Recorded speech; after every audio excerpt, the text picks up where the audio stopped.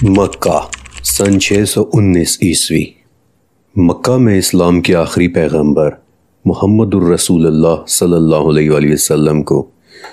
اپنی دعوت کا اعلان کیے ہوئے 9 سال گزر چکے ہیں، اور آج رات یہاں مکہ میں بڑے بڑے سرداروں کی ایک میٹنگ ہو رہی ہے کہ جس میں اس وقت 7ویں صدی عربیہ کا شاید سب سے اہم موضوع زیر گفتگو ہے۔ اس میٹنگ میں موجود ایک بہت سینئر سردار عمرو بن حشام کہتا ہے کہ ابو طالب بہت بیمار ہیں، اور مجھے لگتا ہے کہ اب ان کا آخری وقت قریب آ چکا ہے۔ مجھے لگتا ہے کہ اب ہمیں چل کر ان سے بات کرنا ہوگی کہ جاتے جاتے وہ ہمارے اور محمد کے درمیان اس جھگڑے کا فیصلہ کر کے جائیں تو بہتر رہے گا، ورنہ ایسا نہ ہو کہ وہ تو اس دنیا سے چلے جائیں لیکن اس کے بعد اگر ہم نے محمد کے ساتھ سختی سے کوئی بات کی تو کہیں عرب ہمیں یہ طعنہ نہ دیں کہ جب تک شیخ زندہ تھا یہ لوگ ڈر کے مارے محمد سے دور ہو کر بیٹھے رہے، لیکن جو ہی آج وہ مرا تو ان لوگوں کے اندر کی دلیری اور مردانگی بھی بیدار ہو گئی ہے۔ عمرو بن حشام کی اس بات کو میٹنگ میں موجود تمام سرداروں نے تہہ دل سے پسند کیا، اور یوں 25 سرداروں کے گروپ نے میٹنگ ختم ہونے سے پہلے ایک حلف لیا کہ کل وہ سب مل کر ابو طالب کے پاس جائیں گے اور ان سے انصاف کا تقاضا کریں گے۔ مکہ سن 619 عیسوی، ابو طالب کے گھر پر۔ آج مکہ کے 25 بڑے بڑے سرداروں نے مل کر ابو طالب کے گھر آنے کا فیصلہ کیا ہے، اور ان کے سامنے اپنا مقصد رکھ رہے ہیں کہ اے ابو طالب ہماری بات سنیں، آپ ہمارے سردار ہیں، ہمارے بڑے ہیں، لیکن اب ہم آپ کے بھتیجے سے بے حد تنگ آ چکے ہیں، اور اب ہم آپ سے انصاف کا تقاضا کرنے آئے ہیں۔ آپ اپنے بھتیجے کو سمجھا دیں کہ وہ خود جس مرضی کی چاہے عبادت کرے لیکن ہمارے معبودوں کے لیے ایک لفظ بھی نہ بولے۔ ان لوگوں کی نہ ختم ہونے والی شکایات سن کر ابو طالب اپنے غلام کو کہتے ہیں کہ جاؤ اور جا کر محمد کو بلا کر لاؤ۔ غلام جا کر نبی محمد صلی اللہ علیہ وآلہ وسلم کو بلا کر لاتا ہے، اور جب نبی دروازے میں داخل ہوتے ہیں تو اچانک عمرو بن حشام ایک بات نوٹس کرتا ہے کہ پورے گھر میں سردار بھرے ہوئے ہیں لیکن ابو طالب کے قریب ہی بیٹھنے کی ایک جگہ ابھی بھی خالی ہے۔ تو اچانک اس کے دل میں ایک خیال آتا ہے کہ کہیں ایسا نہ ہو کہ محمد اس جگہ پر بیٹھ جائے اور چچا کے دل میں اپنے بھتیجے کی محبت جاگ جائے، اور یوں کہیں وہ ہماری بات ہی سننے سے انکار نہ کر دے۔ لہٰذا فوراً عمرو بن حشام بھاگ کر اس خالی جگہ میں بیٹھ جاتا ہے، اور محمد الرسول اللہ صلی اللہ علیہ وسلم کو اس کمرے میں بیٹھنے کے لیے صرف دروازے کے پاس ایک چھوٹی سی جگہ ہی مل پاتی ہے، اور یہ گفتگو ایک مرتبہ پھر سے شروع ہوتی ہے۔ ابو طالب کہتے ہیں کہ میرے پیارے بیٹے، تم دیکھ رہے ہو کہ آج تمہاری قوم کے تمام بڑے بڑے سردار تمہارے گھر پر آئے ہیں، اور تم سے صرف اتنا چاہتے ہیں کہ تم ان کے معبودوں کی توہین اور برائی کرنے سے باز آ جاؤ، اور نہ صرف یہ بلکہ یہ لوگ اتنی اجازت دینے کو بھی تیار ہیں کہ تم جس کی چاہے مرضی ہے عبادت کرو، انہیں کوئی اعتراض نہیں۔ اس پر محمد اپنے چچا کو کہتے ہیں کہ چچا جان، کیا میں انہیں اس سے بھی بہتر ایک بات بتاؤں؟ اور تمام سرداروں نے مڑ کر آپ کی طرف دیکھا کہ پتہ نہیں اب محمد کیا کہنے والے ہیں، اور نبی علیہ السلام نے اپنی بات جاری رکھی کہ اگر تم نے میری وہ بات مان لی کہ جو میں کہنے والا ہوں تو نہ صرف عرب بلکہ پورا عجم تمہارے سامنے جھک جائے گا۔ تو عمرو بن حشام تیزی کے ساتھ کھڑا ہوا اور بولا کہ محمد پہیلیاں مت بجھواؤ، صاف صاف کہو کہ تم کیا کہنا چاہتے ہو۔ اور تب آپ علیہ السلام نے بآواز بلند فرمایا کہ لا الہ الا اللہ، اور آپ کا اتنا کہنا تھا کہ 25 کے 25 سردار غصے میں کھڑے ہو گئے اور کہنے لگے کہ محمد تمہاری اسی ایک بات سے تو ہمیں اختلاف ہے، تم اپنے اسی مطالبے سے تو پیچھے ہٹنے کو تیار نہیں ہو، تم جو چاہو گے ہم کہنے کو تیار ہیں، تم ایک کلمے کا تقاضا کرتے ہو تو ہم 10 کلمے کہنے کو تیار ہیں، لیکن وہ یہ کلمہ کبھی نہیں ہو سکتا۔ اور پھر محمد نبی نے جواب دیا کہ تو پھر اس کلمے کے علاوہ تم میرے ہاتھ پر سورج اور چاند بھی لا کر رکھ دو تو مجھے اس کی کوئی پرواہ نہیں ہے، اس کلمے کے سوا میں تم سے کبھی کچھ اور نہیں مانگ سکتا۔ اور یوں سرداروں سے بھرے ابو طالب کے اس گھر میں آوازوں کا ایک طوفان برپا ہو گیا کہ محمد تمہارا تو ارادہ ہی کچھ اور ہے، تم ہم سب کو چھوڑ کر صرف ایک اپنی بات منوانا چاہ رہے ہو، نہ ہم نے اپنے آپ میں یہ وتیرہ دیکھا ہے اور نہ ہی نصرانیوں میں یہ طریقہ دیکھا ہے یہ تمہارا کیسا خدا ہے کہ جو کسی اور کو نظر ہی نہیں آتا؟ نہیں، بلکہ تم چاہتے ہی ہو کہ تم سب کو پیچھے کر کے اکیلے اس شہر پر سرداری کرو۔ اور یہ کہتے ہوئے 25 کے 25 سردار غصے میں بھرے اپنے کپڑے جھاڑتے ہوئے ابو طالب کے گھر سے واپس چلے گئے۔ اور تب سورہ صاد کی 4تھی آیت نازل ہوئی کہ کافروں کو اس بات پر تعجب ہوا کہ ان میں انہی کے درمیان سے ایک ڈرانے والا شخص آ گیا، اور وہ کہنے لگے کہ یہ تو ہے ہی جھوٹا اور جادوگر۔ لیکن کون ہے اللہ کے جس کے انکار پر یہ 25 کے 25 لوگ تلے ہوئے تھے؟ بسم اللہ الرحمن الرحیم۔ السلام علیکم، میرا نام فرقان قریشی ہے، اور آج میں آپ کو اپنے ساتھ ایک بہت ہی خاص محفل میں لے کر جانے والا ہوں۔ میری ٹائم مشین میں بیٹھ کر ایک 5th ڈیمینشنل بینگ کی طرح وقت میں پیچھے سفر کرتے ہوئے آج ہم 8ویں صدی کے عربیہ میں جائیں گے، کیونکہ ابھی جو ہم نے وٹنس کیا وہ ایک بہت ہی انٹینس محفل تھی کہ جس کے بعد اسلام کے آخری نبی محمد رسول اللہ صلی اللہ علیہ وآلہ وسلم اور مکہ کے سرداروں کے درمیان ایک شدید اور ایک طویل لڑائی کا آغاز ہو گیا تھا۔ لا الہ الا اللہ پر لڑائی،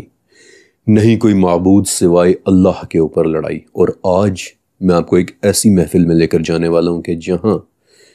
ایسے لوگ موجود ہیں کہ جو ہمیں اس اللہ کا تعارف کروانے والے ہیں کہ جس کا ذکر لا الہ الا اللہ میں ہے۔ اس محفل میں بیٹھنے والے لوگ تابعین کہلاتے ہیں، یعنی کہ ان عظیم لوگوں کے ڈائریکٹ سٹوڈنٹس کہ جنہیں صحابہ کرام کہتے ہیں، وہ لوگ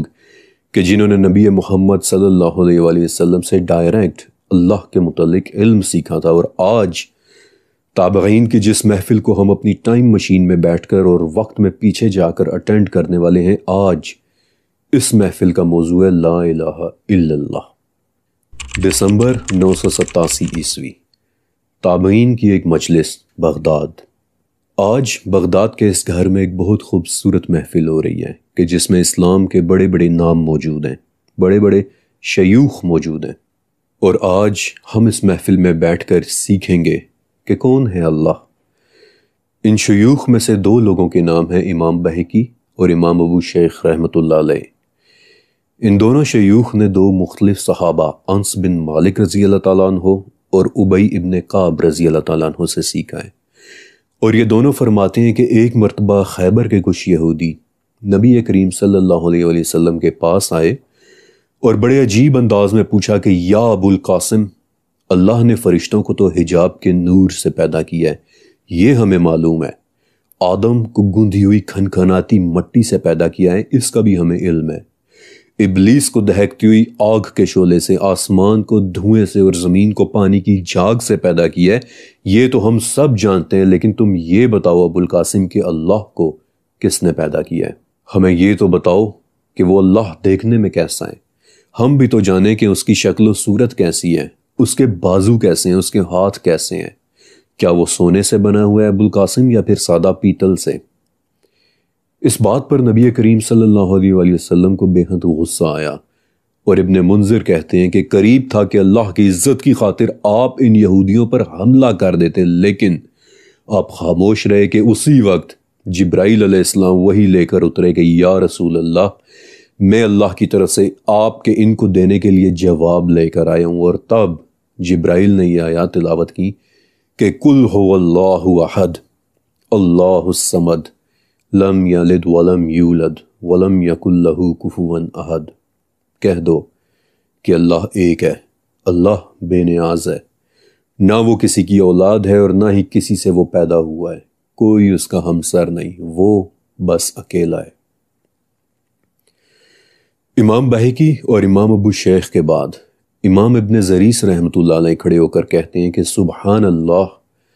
اس سورہ میں توحید کے ساتھ کسی چیز کی آمیزش ہے ہی نہیں، نہ اس میں دنیا کا تذکرہ ہے اور نہ ہی اس میں آخرت کا، نہ اس میں جنت کا ذکر ہے اور نہ ہی اس میں جہنم کا، بلکہ صرف اور صرف اللہ کی بڑائی ہے۔ اس سورہ کی گونج اللہ کے عرش کے گرد گھومتی ہے، اور یہ سورہ اپنے پڑھنے والے کا نام لے کر ذکر کرتی ہے، یہاں تک کہ اللہ اس شخص کی طرف اپنی نظر کرتا ہے، اور جب وہ اس پر اپنی نظر کرتا ہے تو کوئی عذاب اس شخص کو چھو کر بھی نہیں گزر سکتا۔ ایک مرتبہ پھر سے امام بہقی رحمۃ اللہ علیہ کھڑے ہو کر اپنے صحابی استاد انس بن مالک رضی اللہ تعالیٰ عنہ سے سیکھا ہوا ایک واقعہ سناتے ہیں کہ انس آپ علیہ السلام کے ساتھ ایک مرتبہ شام کی طرف گئے ہوئے تھے۔ تبوک کے مقام پر کہ ان لوگوں نے سورج کو اس طرح سے نکلتے ہوئے دیکھا کہ وہ بے حد چمکدار تھا۔ اس سے ایسی شعائیں نکل رہی تھی کہ جو انس کہتے ہیں کہ ہم نے اس سے پہلے کبھی نہیں دیکھی تھی۔ اس سے ایسی روشنی نکل رہی تھی کہ جو پہلے کبھی نظر ہی نہیں آئی تھی، انتہائی صاف اور شفاف چمکدار شعائیں۔ اور ابھی ہم یہ دیکھ ہی رہے تھے کہ آپ علیہ السلام کے پاس جبرائیل ایک مرتبہ پھر سے تشریف لائے اور دکھ دینے والی ایک خبر دی کہ یا رسول اللہ، مدینہ میں آپ کے ساتھی معاویہ ابن معاویہ مزنی وفات پا چکے ہیں۔ اور یہ سن کر آپ علیہ السلام بہت غمگین ہوئے، اور آپ کے غم کو دیکھ کر جبرائیل نے پوچھا کہ یا رسول اللہ، کیا آپ کو یہ بات خوشی دے گی کہ میں آپ کو ان کا جنازہ دکھا دوں؟ تو اللہ کے نبی نے فرمایا کہ ہاں۔ اور ابن زریس رحمۃ اللہ علیہ روایت کرتے ہیں کہ جبرائیل نے زمین پر اپنا پر مارا تو کوئی پہاڑ ایسا نہیں تھا کہ جو اس وقت نیچے نہ ہو گیا ہو، اور کوئی گھاٹی ایسی نہیں تھی کہ جو اس وقت اوپر نہ ہو گئی ہو، حتیٰ کہ زمین مکمل طور پر ہموار ہو گئی اور آپ علیہ السلام کو معاویہ ابن معاویہ کا جنازہ دکھائی دینے لگ گیا۔ اور کیا دیکھتے ہیں کہ جنازے کے پیچھے 12 لاکھ فرشتوں کی 2 صفیں کھڑی ہوئی ہیں۔ پھر آپ علیہ السلام نے ان کی نماز جنازہ ادا کی، اور پھر جبرائیل سے حیرانی کے ساتھ پوچھا کہ یا جبرائیل، معاویہ ابن معاویہ نے ایسا کیا کیا تھا کہ ان کے جنازے میں اس قدر فرشتے آئے تھے؟ تو جبرائیل نے فرمایا کہ یا رسول اللہ، یہ شخص اٹھتے بیٹھتے چلتے پھرتے قل هو اللہ احد کہا کرتا تھا۔ تمام شیوخ ابن زریس اور انس بن مالک کی اس روایت پر اللہ اکبر کہتے ہوئے اپنی گفتگو جاری رکھتے ہیں۔ اور پھر امام ابو یعلا اور ابن انباری اپنی اپنی مصاحف میں ایک بار پھر حضرت انس رضی اللہ تعالیٰ عنہ سے روایت کرتے ہوئے بیان کرتے ہیں کہ ایک مرتبہ نبی کریم علیہ السلام نے کسی سریہ کے لیے ایک چھوٹی سی دستی کو بھیجا، یعنی کہ ایک ایسی پیٹرولنگ پارٹی کہ جو دشمن کی نقل و حرکت کا جائزہ لینے کے لیے بھیجی جا رہی ہو۔ اس پارٹی میں ایک شخص ایسا بھی تھا کہ اسے باقیوں کو نماز پڑھانے کی ذمہ داری سونپی گئی تھی، لیکن وہ شخص ہر نماز میں صرف اور صرف قل هو اللہ احد پڑھایا کرتا تھا، یہاں تک کہ لوگ آپس میں اس کا مذاق اڑانے لگ گئے کہ شاید اسے سورہ اخلاص کے علاوہ کچھ اور آتا ہی نہیں ہے۔ جب یہ پارٹی اپنے مشن سے واپس آئی تو ان لوگوں نے اللہ کے رسول سے اس بات کی شکایت کی کہ یا رسول اللہ، ان صاحب نے تو ہمیں ہر نماز میں سورہ اخلاص پڑھائی ہے۔ تو اللہ کے نبی نے ان سے پوچھا کہ تم نے ایسا کیوں کیا؟ تو اس نے جواب دیا کہ یا رسول اللہ، پتہ نہیں کیوں، لیکن مجھے اس سورہ سے بڑی محبت محسوس ہوتی ہے۔ اور اللہ کے نبی نے مسکرا کر جواب دیا کہ اس سورت کی محبت نے تمہیں اللہ کی جنت میں داخل کر دیا ہے۔ دھیرے دھیرے اس محفل میں تمام شیوخ اپنی اپنی روایات بیان کرتے ہیں، اور ہم خاموشی سے ان عظیم سکولرز کی محفل میں بیٹھے ان سے سیکھے چلے جا رہے ہیں۔ بہترین وقت ہے کہ ہم ٹائم مشین کے ڈیسک پر رکھا اپنا قلم سنبھال لیں، کیونکہ لگتا ہے کہ اب یہ ہمیں اللہ کی وحدانیت کے متعلق اور بھی باتیں بتانے والے ہیں۔ امام سعید بن منصور کھڑے ہوتے ہیں اور کہتے ہیں کہ میں نے محمد بن منقدر سے سیکھا ہے کہ رسول اللہ صلی اللہ علیہ وآلہ وسلم نے ایک شخص کو دیکھا کہ وہ مسجد میں دور کھڑا بہت خوش لحانی کے ساتھ، ترتیل کے ساتھ، بہت خوبصورت آواز کے ساتھ قل هو اللہ احد پڑھ رہا ہے۔ تو اللہ کے نبی نے اسے اپنے پاس بلایا اور کہا کہ تو جو چاہتا ہے وہ اللہ سے مانگ لے، کیونکہ اب وہ تجھے قل هو اللہ کے بدلے عطا کر دیا جائے گا۔ ابن زریس سبحان اللہ کہتے ہوئے کھڑے ہوتے ہیں، اور امام سعید کی بات کی تائید کرتے ہوئے فرماتے ہیں کہ میں نے اپنے اساتذہ سے یہ بھی سیکھا ہے کہ قل هو اللہ احد پڑھنے والے کے لیے جنت میں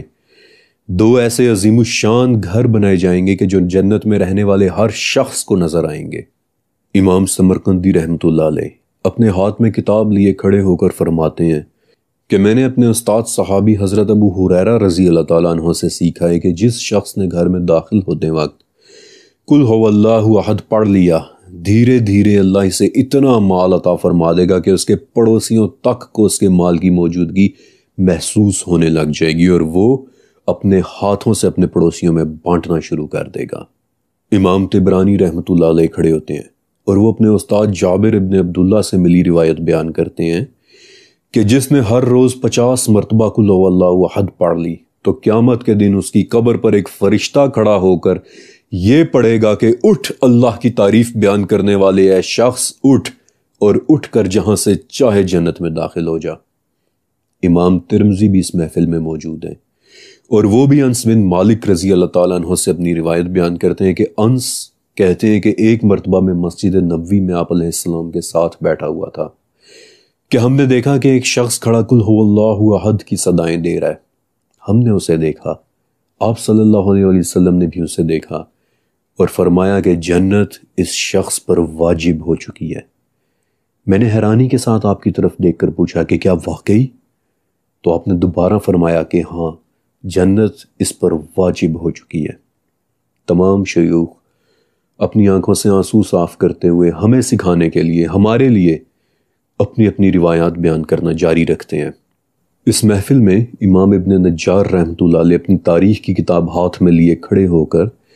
حضرت علی رضی اللہ تعالیٰ عنہ سے روایت بیان کرتے ہوئے فرماتے ہیں کہ اگر کسی نے اپنے گھر سے دور جانا ہو اور وہ اپنے گھر کی چوکھٹ پر کھڑا ہو کر 11 مرتبہ قل هو اللہ احد پڑھ لے تو جب تک وہ واپس نہیں آئے گا تب تک اس کے گھر کی نگہبانی اللہ خود کرے گا، اور جس نے اسے 30 مرتبہ پڑھ لیا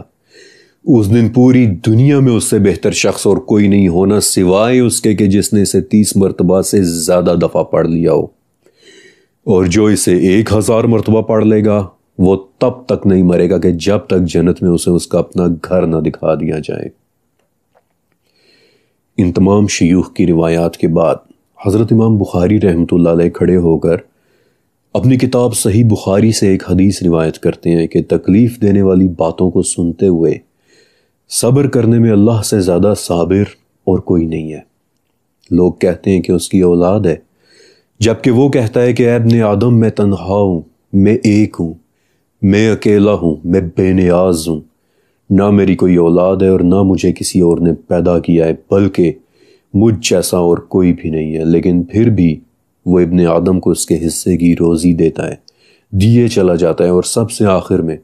ابو بکر احمد ابن علی اپنے استاد عیسیٰ ابن ابی فاطمہ سے روایت کرتے ہوئے کہتے ہیں کہ آپ تمام حضرات سن لو، جس دن سور پھونک دیا جائے گا اس دن اللہ رب العزت اپنے پورے جاہ و جلال اور شان و شوکت کے ساتھ غضب میں ہوگا، یہاں تک کہ فرشتے خوف کے مارے زمین کو اپنے ہاتھوں سے پکڑے لرزتے ہوئے قل هو اللہ احد قل هو اللہ احد پڑھنے لگ جائیں گے، یہاں تک کہ رب ذوالجلال والاکرام کا غضب ٹھنڈا نہ ہو جائے۔ اللہ اکبر، اللہ اکبر۔ آج تابعین کی یہ محفل توحید کی محفل تھی، اور آج ہم نے اس میں جو کچھ آبزرو کیا ہے، جو کچھ یہاں سے سیکھا ہے، وہ تمام قرآن کے تیسرے حصے کے برابر ہے۔ وحدانیت، اللہ کی وحدانیت۔ کہہ دو کہ اللہ ایک ہے، اللہ بے نیاز ہے، نہ اس کی کوئی اولاد ہے اور نہ اسے کسی نے پیدا کیا ہے، اور کوئی بھی ایسا نہیں ہے کہ جو اس کے جیسا ہو۔ آج کی یہ محفل دلوں کو ہلا کر رکھ دینے والی تھی۔ یہ وہ محفل تھی کہ جس کا پیغام دینے کے لیے نبی علیہ السلام نے ابو جہل کے ساتھ آئے 25 سرداروں کو کہہ دیا تھا کہ تم لوگ چاہے میرے ہاتھ پر سورج اور چاند رکھ دو تب بھی میں یہ کہنا نہیں چھوڑوں گا کہ نہیں کوئی معبود سوائے اس اکیلے اللہ کے۔ آج کی اس محفل میں آنے نے میرے دل کو ہلا کر رکھ دیا، اور مجھے نہیں لگتا کہ اب ہم مزید اس محفل میں رک پائیں گے، کیونکہ اب اگر میں یہاں اس سے زیادہ رکا تو شاید میں اپنے آنسوؤں پر قابو نہیں رکھ سکوں گا۔ اس لیے آج وقت میں ہمارا یہ سفر صرف یہیں تک، اور انشاءاللہ اگلی قسط میں